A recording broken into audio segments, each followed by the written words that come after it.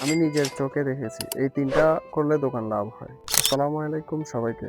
আমি এখন দোকানে আছি। আজকে একটা রিয়েল কথা শেয়ার করব। অনেকেই ব্যবসা করে কিন্তু লাভ হয় না। আমিও আগে ভাবতাম কেন এমন হয়, কিন্তু এখানে কাজ করতে এসে একটা জিনিস বুঝেছি, সব দোকান একরকম না। কিছু দোকান খুব ভালো চলে আর কিছু দোকান একদম ফাঁকা থাকে। আমি লক্ষ্য করেছি যে দোকানগুলো লাভ করে তারা কিছু জিনিস আলাদাভাবে করে। প্রথম জিনিসটা হলো লোকেশন। এই দোকানটা দেখেন, এখানে সবসময় মানুষ আসে, তাই বিক্রি বেশি হয়, কিন্তু ফাঁকা জায়গা দোকানে দিলে কাস্টমার আসবে না, তাহলে লাভ কিভাবে হবে? দ্বিতীয় জিনিসটা হলো দাম। এখানে অনেক দোকান আছে, কেউ বেশি দাম দেয়, কেউ কম দাম। আমি দেখেছি কম লাভে বেশি বিক্রি করলে শেষ পর্যন্ত লাভটাই বেশি হয়। তৃতীয়ত জিনিসটা সবচেয়ে ইম্পর্টেন্ট, আর সেটা হলো ব্যবহার। কাস্টমারের সাথে ভালো ব্যবহার, হাসি মুখে কথা বললে কাস্টমার আবার আসে, আর খারাপ ব্যবহার করলে একবারেই চলে যায়।